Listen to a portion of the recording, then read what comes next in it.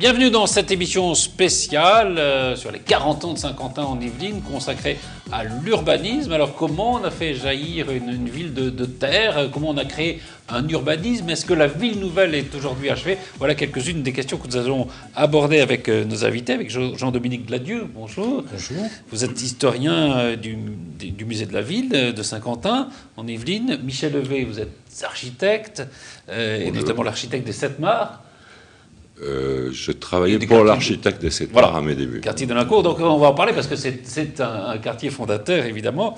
Yves Godin, vous êtes également architecte et vous êtes créateur des habitats autogérés de Billancourt notamment. J'ai réalisé quelques opérations d'architecture autogérée et je ne suis pas le seul. Donc vous êtes deux architectes modestes, déjà. C'est ça qu'on C'est une retient. race qui existe. Et Robert Cadalbert, vous êtes donc le président de la communauté d'agglomération de Saint-Quentin en Yvelines. Alors, je disais que c'est vrai, c'était une sorte d'exploit de faire sortir comme ça une ville de terre. Et ce qui s'est passé, on va raconter un petit peu cette histoire, c'est qu'on a commencé par la périphérie plutôt que par le centre. Ce sont les premières années.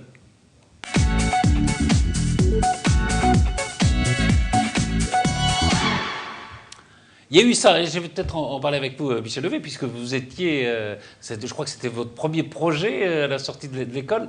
C'est vrai qu'on a commencé à construire plutôt la périphérie que le centre de Saint-Quentin en Yvelines, contrairement à ce qui s'est passé dans d'autres villes nouvelles. Pourquoi on a opéré comme ça? Alors, au contraire de villes nouvelles comme Cergy, où on a commencé par le centre préfecture, le centre de Saint-Quentin a été initié au centre des Sept Mares. Enfin, la ville de Saint-Quentin en Yvelines a été initiée. Le premier centre, c'était le centre des Sept Mares. Je crois que... Enfin, d'abord, je dois préciser que j'étais architecte au cabinet Philippe et Martine Deslandes, qui étaient les architectes en chef. Voilà. Et que, très vite, ils m'ont demandé de les représenter sur Saint-Quentin en Yvelines. Vous sortiez de l'école d'architecture? Je sortais de l'école, ouais, c'était un mois après même pas 8 jours après mon diplôme. Et donc je suis arrivé là, effectivement. Beau projet, hein? Superbe. Il n'y avait pas de chômage. Et surtout, il n'y avait pas de chômage, je ne cherchais pas de boulot. Et surtout, c'était un bonheur de travailler avec Philippe et Martine Deslandes, qui étaient des gens pleins d'imagination, pleins de vie, et qui, en plus, m'ont complètement libéré de tous les contraintes, le CAE des écoles d'architecture. Alors, pourquoi les Sept Mares? Pourquoi les Sept Mares? Parce que la ville nouvelle était divisée au gré des communes. Il y avait 11 communes à l'origine. Oui. Elle était divisée au gré des communes par des projets de centres. Mm-hmm. Et donc, pour faire vivre ces centres, il fallait qu'ils soient construits en ensemble, quoi. Commerce, logement, activités, hôtel de ville, etc., etc. Et donc, les Sept Mares représentaient un noyau qui était pris entre Maurepas et tout l'ensemble des logements des Nouveaux Horizons, qui sont à l'opposé de Maurepas.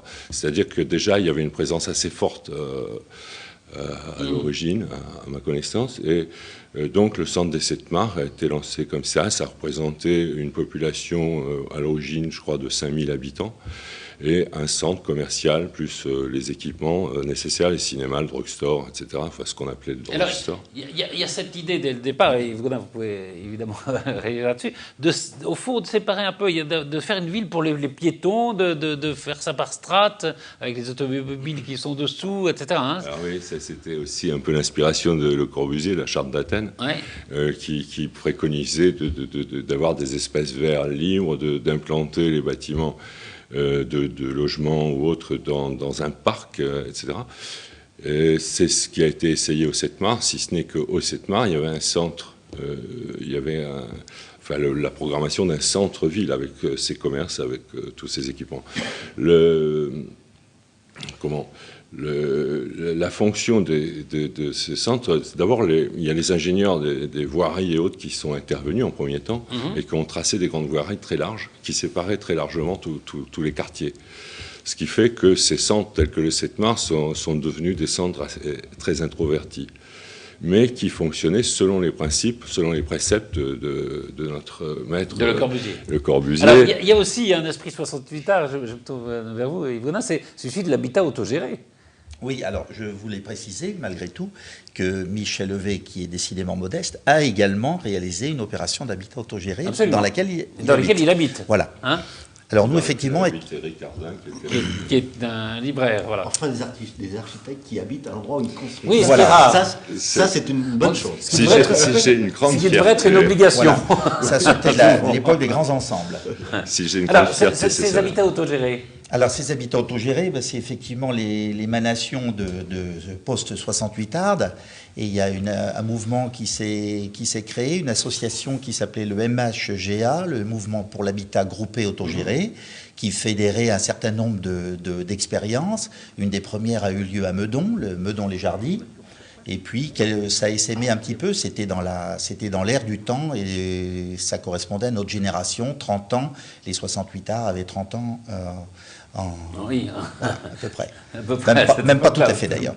Donc on partait de zéro, ex nihilo. Qu'est-ce qu'on appelle un habitat autogéré? C'est l'habitat où les gens se regroupent spontanément, par affinité naturellement, et essaient de bâtir en commun un projet d'habitat. Il y a des propriétaires, on est quoi? Alors d'une façon générale, c'est de l'accession. Oui. Mais avec des variations de budget très grandes, une grande hétérogénéité. Et la seule communauté, c'est la communauté d'esprit et l'objectif du vivre ensemble. Par contre, on avait des niveaux de revenus très hétérogènes. Cela dit, à l'époque, on était tous assez fauchés. Donc, un des arguments était aussi économique. C'est en se groupant, on arrivait à obtenir quelques coups d'échelle intéressants. Mais le fond de l'affaire, c'était effectivement de monter un groupement d'habitat qu'on se façonnait. Alors, le moteur là-dedans est évidemment l'architecte quand il y habite. La plupart du temps, il y habite. Certaines fois, puisqu'on en a réalisé d'autres, il n'y a pas systématiquement un architecte. Il y en a souvent, mais pas toujours. Et voilà le principe, si vous voulez. Alors, on va parler après de la création du centre de Saint-Quentin, notamment avec vous, Jean-Dominique Gladieux. Mais justement, je reviens au 7 mars. C'est vrai que cette sorte de protection est à un moment devenu une sorte aussi d'isolement. Et on a été obligé de détruire la passerelle des 7 mars. Je vous propose de regarder un sujet qui revient sur cette destruction. Elle faisait partie du décor des 7 mars depuis sa construction au début de la ville nouvelle il y a 20 ans. Cette semaine et à 2 reprises, elle a subi l'assaut des grues et des marteaux-piqueurs pour un dernier barreau d'honneur. La vieille passerelle des 7 mars, cordon ombilical entre le quartier de la Nouvelle-Amsterdam et le centre, n'est plus.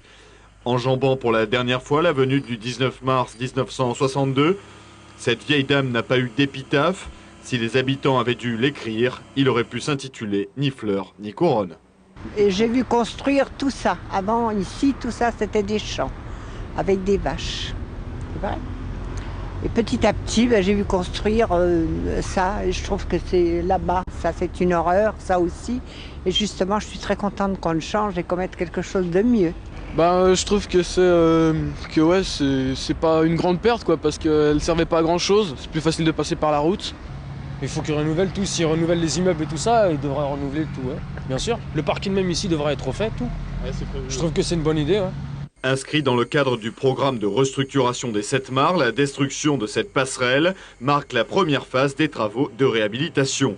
Après viendra la création d'une place triangulaire ouverte sur l'avenue du 19 mars et le déplacement de la station-service BP et de l'Intermarché. Des travaux d'infrastructure mais aussi de construction puisqu'une série d'immeubles est en train de sortir de terre, toujours sur cette même avenue.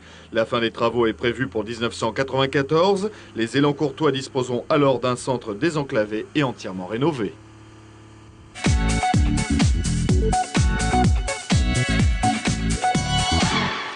Deuxième partie donc du rêve à la réalité, mais peut-être un mot de Michel Levé sur cette disparition de la passerelle des 7 mars. Vous considérez que c'est du bricolage?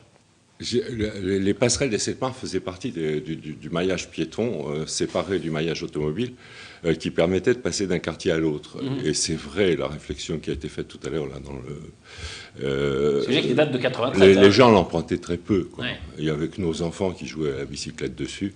enfin qui est passé en bicyclette dessus, même mon fils est passé sur le parapet dessus. Et cette passerelle, dans les années 90, en fait début des années 90, a été plus ou moins embarquée par un camion qui était trop haut, qui l'avait légèrement déplacé.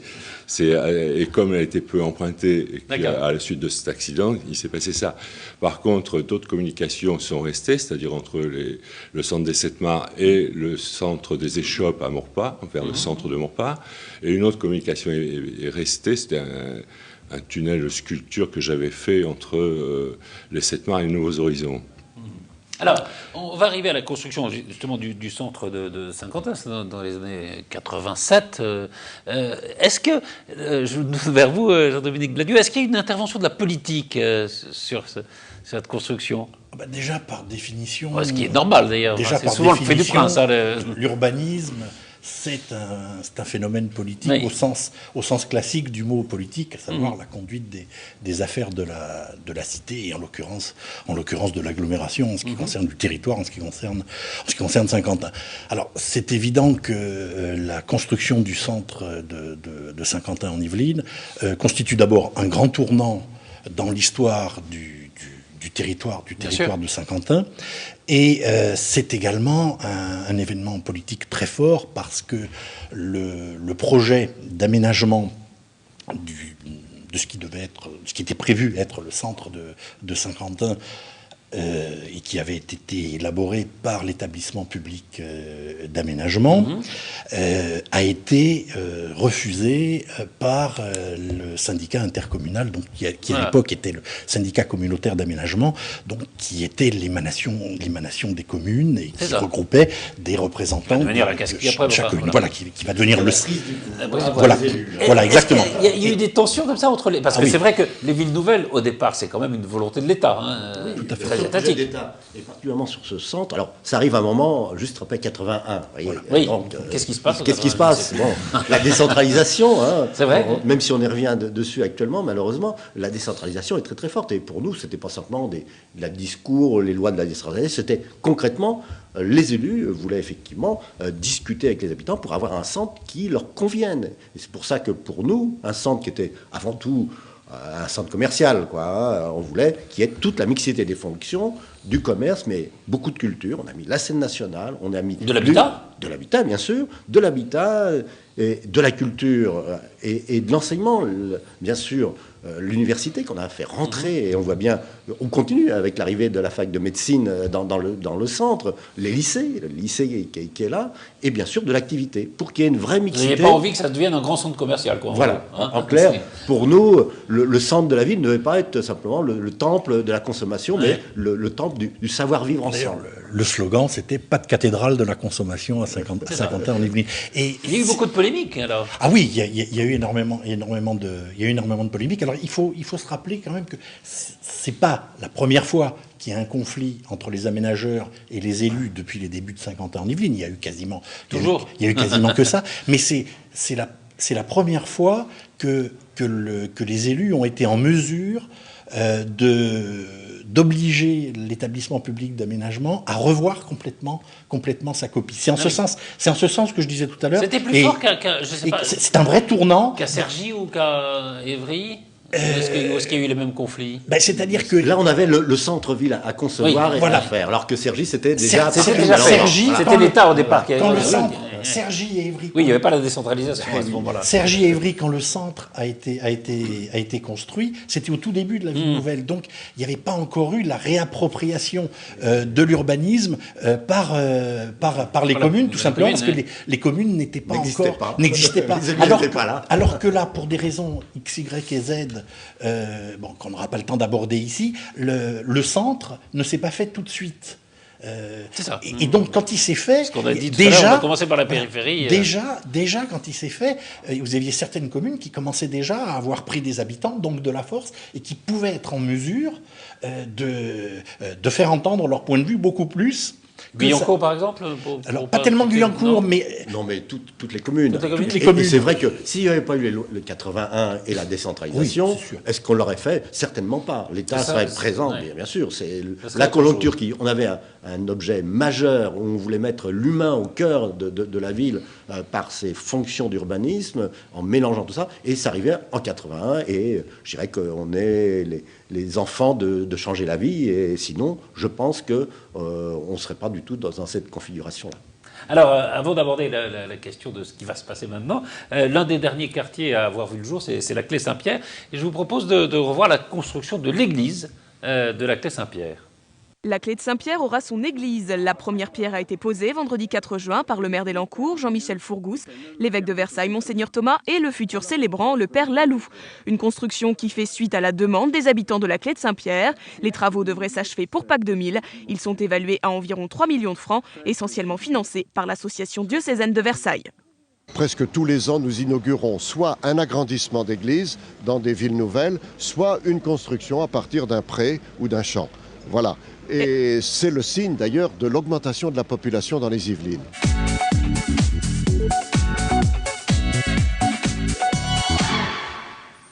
Question quand même aux deux architectes que vous êtes. Ce qui est devenu Saint-Quentin, c'est ce que vous espériez ou est-ce qu'il y a des choses qui vous ont choqué ou que vous auriez voulu autrement? Non, enfin, moi je ne sais pas, je vis à Saint-Quentin, j'ai mon agence à Saint-Quentin, je travaille en partie sur Saint-Quentin et en partie sur d'autres villes nouvelles, enfin jusque très loin. Mais non, on y est bien, moi j'étais heureux d'arriver à Saint-Quentin. On m'a fait, une fois, j'ai eu une remarque comme ça, disant que je trouvais que la ville nouvelle, en général, n'était pas assez dense. Qu'il n'y avait pas de point fort dans la ville nouvelle. Bon, bon je l'ai dit une fois, puis ça a été discuté longtemps par Jean-Paul Alduy, Yves Drossin à l'époque, enfin... Il y a eu quand même cette idée de... C'est un espèce de regret dans ce sens-là. Maintenant, non. J'ai pas de... C'est une ville, elle a besoin d'être reprise. C'est-à-dire que les villes anciennes étaient faites au moins sur 3 siècles et reprises sur 3 siècles. Là, mais elles étaient construites sur 3 siècles, elles étaient reprises après. Alors, justement, maintenant, on l'a construite sur 30 ans, il y a des trucs... Est-ce qu'elle est achevée, la ville nouvelle, ou est-ce qu'elle est en vie Une ville est toujours en devenir, d'abord. La ville le gros a été fait, mais maintenant, elle va muter et évoluer comme un corps vivant, comme ce qu'elle est, quoi. Et c'est normal. Qu'est-ce qu'il y a à refaire, justement? Alors, on va parler il y a à refaire, moi je peux vous citer une anecdote, c'est qu'effectivement, c'est un domaine sur lequel j'agis pas mal. Je travaille de façon beaucoup plus, sur des échelles plus petites que Michel V.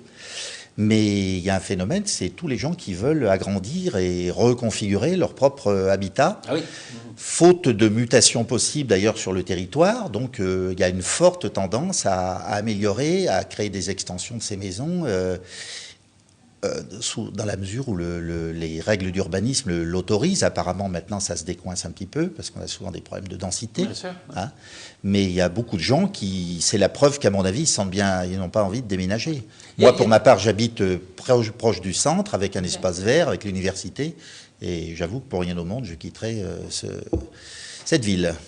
Il y a eu justement cette volonté, d'abord, de ne pas avoir de trop grands ensembles, hein, c'est des immeubles à taille humaine, plutôt, et puis de rapprocher au fond les gens de leur travail, qu'il n'y ait pas trop non plus utilisation de la voiture, de l'automobile. Ça a bien marché, ça? L'urbanisme est au service de l'humain dans cette affaire-là, et donc au service de la vie. Hein. On parlait tout à l'heure du centre-ville qui devait être mixé, mais c'est partout. C'est une question d'équilibre dans les fonctions essentielles que c'est le logement et le travail. C'est bien pour ça qu'on a commencé là-dessus, mais la vie ne s'arrête pas au logement, au travail. Heureusement, c'est pour ça qu'on a mis le paquet sur la culture, sur les équipements, sur cette vie associative très, très riche. Et je dirais que c'est aujourd'hui ce qui fait l'attractivité de Saint-Quentin-les-Vignes. Ce qui me frappe aujourd'hui, c'est des grandes entreprises.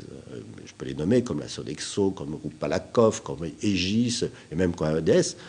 Au bout de 40 ans, normalement, leur business plan, ils devaient les amener à partir de Saint-Quentin. Ils y sont restés parce que leurs cadres salariés sont bien à Saint-Quentin-les-Vignes. Donc, s'ils sont bien, vous savez, pour un chef d'entreprise, si mon personnel est bien, c'est qu'il est productif, il est bien dans sa peau, bien dans son entreprise. Et c'est ça qui fait la force de Saint-Quentin-les-Vignes. Et c'est pas un slogan, c'est regardez, la décision des grands groupes à rester, à reconstruire sur place, parce qu'au bout de 40 ans, on est obligé de refaire de l'urbanisme, en particulier dans le domaine économique, mais les gens sont appropriés le territoire, et la force de Saint-Quentin-les-Vignes, c'est cette attractivité. Même si je souligne qu'effectivement, Michel Levé a raison, on aurait bien voulu plus dense, vous savez, c'est un gros mot de dire aux gens plus dense. On veut de l'espace, on veut les RER, on veut tout, on veut l'université. Il nous reste peu de temps. Je voudrais quand même qu'on dise un mot de deux grands chantiers qui sont la gare, d'une part, et le Vélodrome. Oui, vous pourriez y rajouter la fac de médecine. Et la fac de médecine, on peut rajouter les trois. Enfin, qui sont les trois grands chantiers, si vous voulez. Et puis l'enfouissement de la nationale d'Issatra, par exemple. D'accord. Parce que tout ça, c'est l'équilibre, c'est le développement économique, et effectivement, mais aussi... Et la gare, là, bon, la gare, le transport, c'est la gare, mais on parle aussi beaucoup d'arrivée du métro automatique du Grand Paris à Saint-Quentin-les-Vignes. Pour nous, c'est aussi fondamental. La gare, vous savez, 70 000 gens qui passent tous les jours. C'est une des deuxième ou troisième gares d'Île-de-France. Pour nous, c'était scandaleux. Dans les cas, on a récupéré, il y a 10 ans, il n'y a que 10 ans qu'on a récupéré de l'établissement public d'aménagement cette gare. Il a fallu faire les études, la concertation. Et aujourd'hui, les travaux sont en cours. Et je pense qu'on aura une gare à la hauteur de l'ambition de Saint-Quentin-les-Vignes. Le Vélodrome aussi, chantier. Mais le Vélodrome, il y a eu quelques polémiques, mais c'est une chance pour Saint-Quentin-les-Vignes. Normalement, on sera à 4 mois de l'ouverture des Jeux Olympiques à Saint-Quentin-les-Vignes. Imaginez l'effervescence dans Saint-Quentin-les-Vignes si ça avait été le cas. Mais de Paris 2012, qui était effectivement, surtout pour la population de Saint-Quentin-les-Vignes, un grand événement, un grand enthousiasme, une effervescence pour le faire, restera un élément majeur de Paris 2012, c'est le Vélodrome de Saint-Quentin-les-Vignes. Et pas simplement pour avoir le Vélodrome, mais pour toute la vie associative, le sport de haut niveau, la Fédération française de cyclisme et tout le développement économique qu'il y aura autour de ce Vélodrome. Alors, vous parliez du super métro, parce que Saint-Quentin-les-Vignes, c'est aussi le Grand Paris, et je vous propose de regarder un sujet sur ce super métro qui va voir le jour. Ce n'est finalement pas une mais bien 2 gares qui devraient voir le jour à Saint-Quentin d'ici 2023. La Société du Grand Paris vient de dévoiler le schéma d'ensemble de la rocade autour de la capitale, un schéma sur lequel on retrouve les gares de Saint-Quentin Université et Saint-Quentin-Est qui devraient accueillir un super métro automatique reliant la communauté d'agglomération à Satory, Nanterre, Massy et Orly. Un soulagement pour Saint-Quentin, deuxième pôle économique de l'Ouest parisien après la Défense. Fin janvier, au moment de l'accord entre l'État et la région Île-de-France, l'agglomération était la grande oubliée du projet. Pour nous, c'est quand même l'avenir. Les transports en commun conditionnent le développement de nos territoires. Aujourd'hui, on souffre déjà d'un manque de transports en commun. Et bien sûr, avec les développements de Paris-Saclay, c'est pour nous indispensable d'avoir une desserte d'un métro léger, automatique. Concernant les emplacements des 2 gares, que les écologistes se rassurent, contrairement à ce qui a pu être annoncé, les étangs de la Minière ne devraient pas être menacés. Selon la Société du Grand Paris, le rôle de la gare Saint-Quentin-Université est justement de permettre le contournement par l'ouest de la zone protégée. Saint-Quentin-Est, quant à elle, sera construite dans les environs du technocentre Renault à Guyancourt. Côté chiffres, la liaison Orly-Massy via Versailles et Saint-Quentin mesure 37 km, compte 11 gares et devrait coûter environ 2,3 milliards d'euros. L'agglomération espère que la première tranche Saint-Quentin-Massy sera terminée pour la Ryder Cup de 2018. Remarque Adalbert, Saint-Quentin, c'est le Grand Paris ? Ça fait partie du Grand Paris. Le Grand Paris, c'est d'abord un ensemble de métropoles qui doivent être structurées, équilibrées et reliées entre elles. Et qu'effectivement, le transport en commun est un élément majeur de se trouver à quelques dizaines de minutes d'Orly, de la Défense, de rejoindre le pôle que représente effectivement Massy, la gare TGV de Massy, est fondamental pour l'avenir des habitants et de nos entreprises. Donc c'est aussi un grand pari pour Saint-Quentin, si je puis dire. Bien sûr, mais un grand pari sans S. Sans S, oui, sans S. Avec évidemment peut-être aussi des polémiques qui vont voir le jour, non ? Avec les nécessités de construire, justement, on voit un super métro, des gares. Tous les projets sont soumis à polémique. Après, c'est une question d'équilibre, d'écouter les arguments, parce que tous les arguments privés, pris individuellement, sont recevables, entendables. Simplement, l'intérêt général, c'est pas la somme de tous ces intérêts particuliers. Et le rôle des élus, comme des décideurs, c'est de faire effectivement trancher, décider par rapport à tous ces intérêts qui peuvent être vraiment divergents. Jean-Dominique Zadiol, l'historien que vous êtes, est-ce qu'il voit comme ça poindre des sujets polémiques ? Je vois ce qui est intéressant, effectivement, pour un historien, c'est de voir qu'on est à peine sorti d'une opération d'intérêt national, la ville nouvelle, qu'on rentre dans une autre opération d'intérêt national qui est le Grand Paris et l'aménagement du plateau Paris-Saclay. Alors, et c'est aussi, quand on regarde un petit peu en arrière, on se dit, je crois que c'est Malraux qui disait l'histoire ne se répète pas, elle bégaye. Oui. C'est un petit peu ça. C'est un petit peu ça, parce que au milieu des années 60, quand on a urbanisé donc ce territoire, il était à l'origine, les aménageurs travaillaient sur un périmètre d'études qui allait, comme par hasard, de Pontchartrain jusqu'à Palaiseau, et qui englobait le plateau de Saclay. Alors, ce qui ne s'est pas fait dans ces années-là, pour des raisons diverses et variées, finalement, ça revient sur le tapis. Je crois que c'est l'histoire qui se venge finalement et qui finalement revient à la charge et qui pose tout un tas de paris sans S, effectivement, et de défis qu'il va falloir résoudre parce que on n'a pas le temps de l'aborder là, mais il y a tout un tas de problèmes qui vont se poser, notamment le problème de la répartition des logements, etc. Mais effectivement, c'est un enjeu formidable. Il va falloir. C'est une chance d'abord. Il y a des problèmes, c'est vrai qu'il y aura des problèmes, mais c'est d'abord une chance. Une chance pour notre territoire, pour nos jeunes, pour notre avenir. Les problèmes commencent. Voilà. Merci infiniment. Merci infiniment. Malheureusement, on pourrait rester très, très longtemps ensemble. Merci infiniment à tous les quatre. Cette émission sur l'urbanisme est terminée, mais on se retrouve très vite pour d'autres émissions sur les 40 ans de Saint-Quentin en Yvelines.